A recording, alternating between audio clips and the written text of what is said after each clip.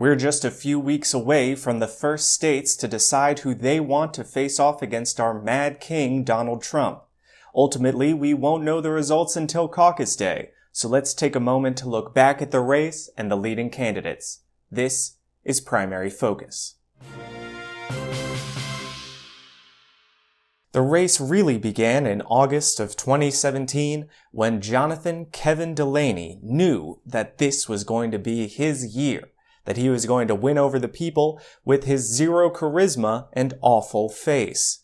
I mean, just look at that. Harrowing.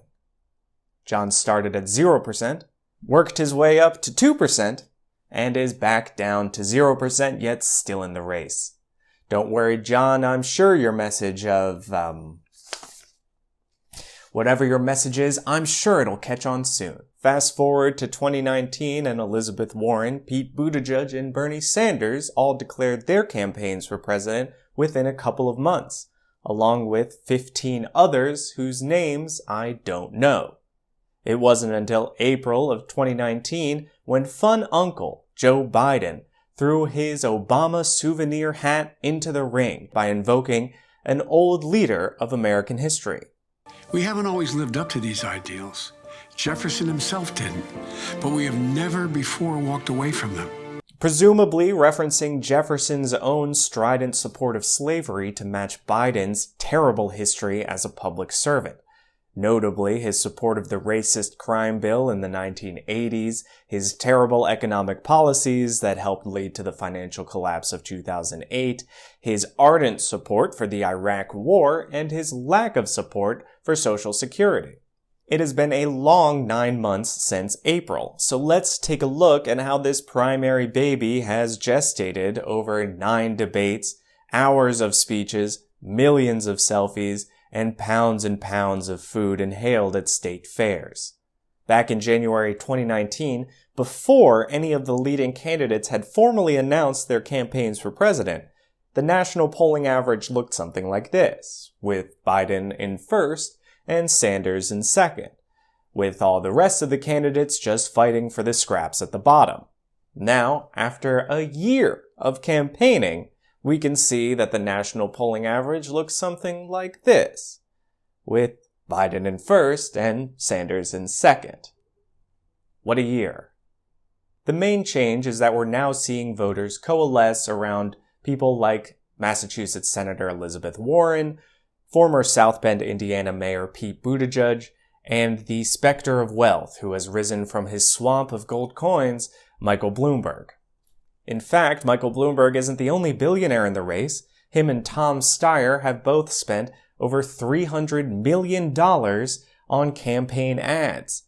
That's enough money to get Flint, Michigan clean water, cure the thousands of dollars of medical debt from thousands of Americans, and of course, take the homeless population of Los Angeles and give them Yeezys.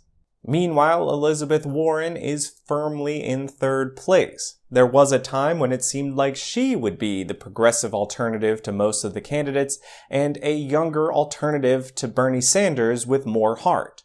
Less heart attacks.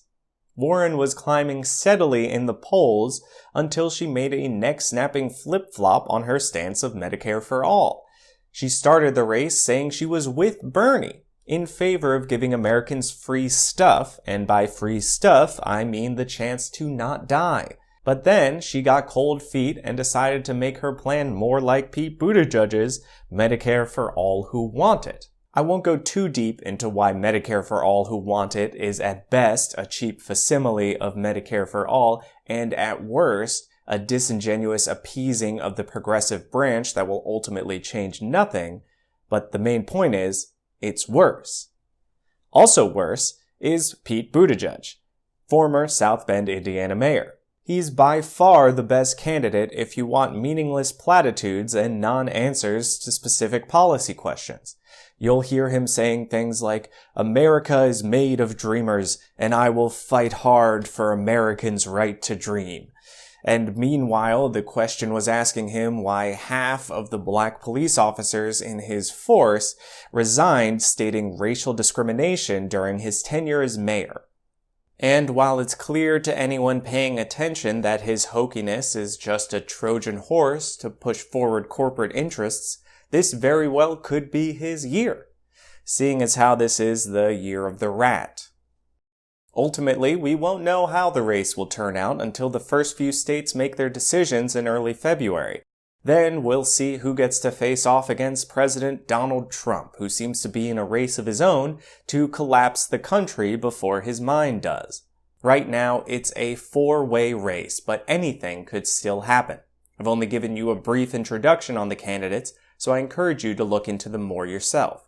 And while it's no guarantee of what's going to happen, at the time of this recording, Bernie Sanders, socialist and enemy of the state, leads narrowly in Iowa and New Hampshire, and that has got to make him feel pretty happy.